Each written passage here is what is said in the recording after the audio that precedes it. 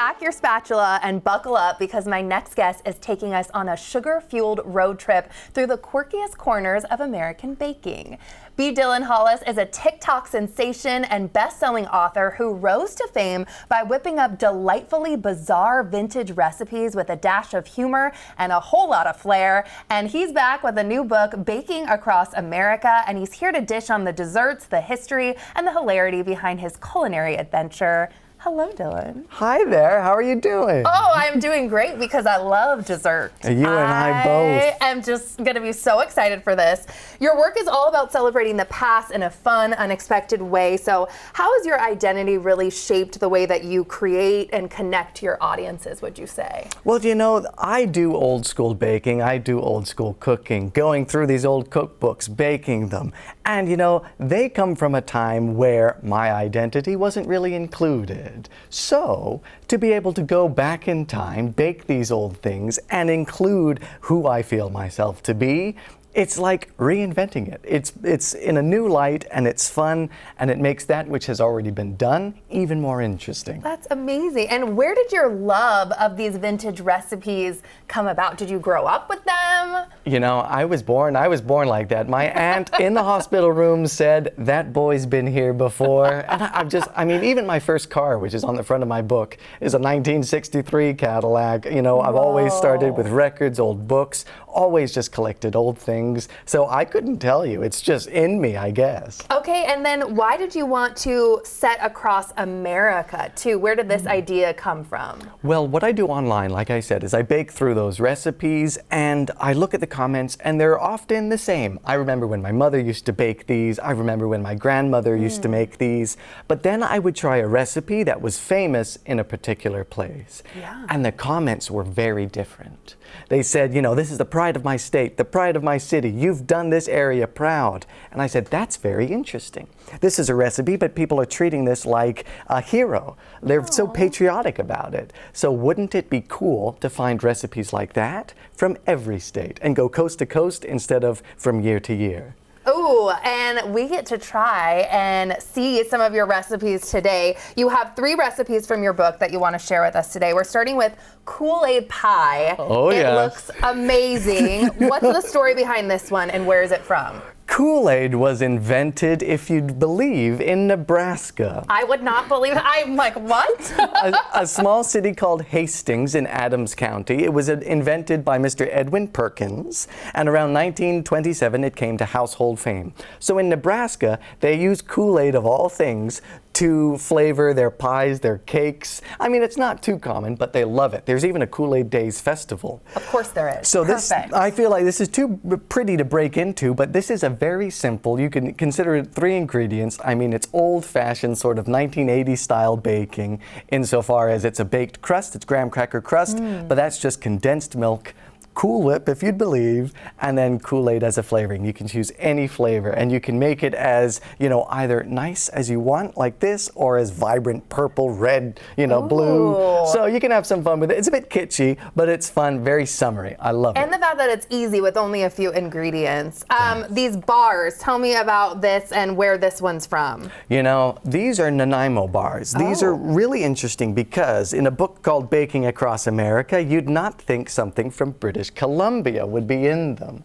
But I discovered these in Seattle. Nanaimo Bars, they were invented just about 130 miles northwest on Vancouver Island in a town called Nanaimo.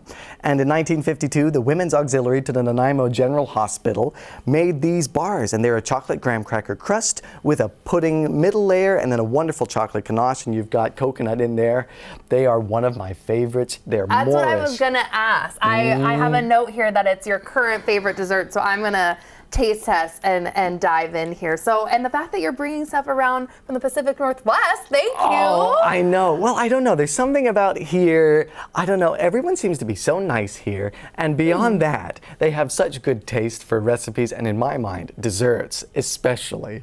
You know, you've got so much when it comes to seafood, but also desserts and things like Nanaimo. And it's a shared love. What do you think? This is blowing my mind. The chocolate is so incredible. It melts in your mouth, but it doesn't like fall apart, but it's still so moist. I love that. Right? I like a hearty dessert. I like to pick it up. I don't like it to sort of get off because I like my clothes to stay clean. I was gonna say I could eat that in the car on the way to work and I would be okay.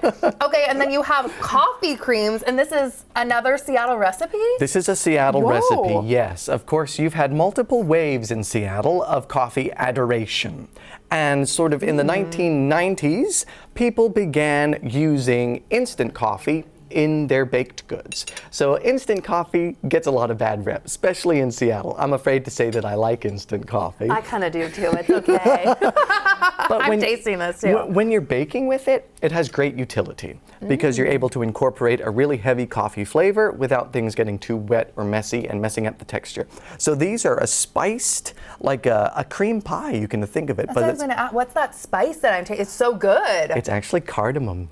Really? Yeah, so this is cardamom coffee, and then you've got a wonderful vanilla buttercream in the middle, and isn't it a great combination? It's a great combination. You brought two from our region, but what is your favorite region from the recipes in your book? Well, currently it's starting to heat up. And I love the desert. So one of my favorite places is going down to the California desert, sort of like Palm Springs. Why? Because it's 1950s, mid-century, it's kitschy, and down there they love the date. You know, the date as a fruit. Yes, I had a date shake there for the first time. It was so good. You know all about it then. I do. I say dates are my favorite fruit after men.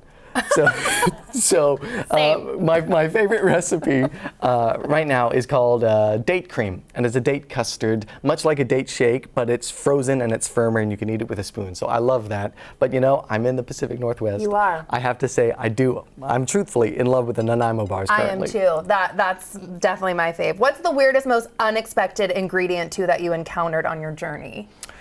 There's a lot, you know, there's a lot of gelatin, there's a lot of Jell-O coming in there, but I recently had an experience back before baking soda and baking powder were popular leavening agents. They actually used ammonia, which is just as it sounds, ammonium carbonate, which is the same chemical as smelling salts. It's a weird story, but it bakes out and it's used as a proper leavening agent. I had to do so much research to make sure I wasn't gonna hurt myself. Seriously? But that's an odd one. Really odd, but I'm glad we invented some better things. I am too. What do you love about being back in Seattle too? I mean, it's Pride Month. It's pretty amazing. I mentioned it earlier, the fact that you're walking down and I feel like I'm friends with people I've never met, even just on the street, having good conversations.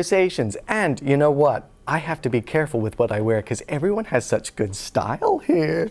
You know what? You are just making my life, because some people always think we're just in, like, I don't know, our plaid and flannel. So I so appreciate you saying that. Thank you for being here. Thank you for sharing your passion. We got to bring everybody in too, because we just want to say thanks again to all of you for spending time with us today as we celebrate Pride. So much fun with all of our guests today. Come on, guys, keep it coming, keep it coming.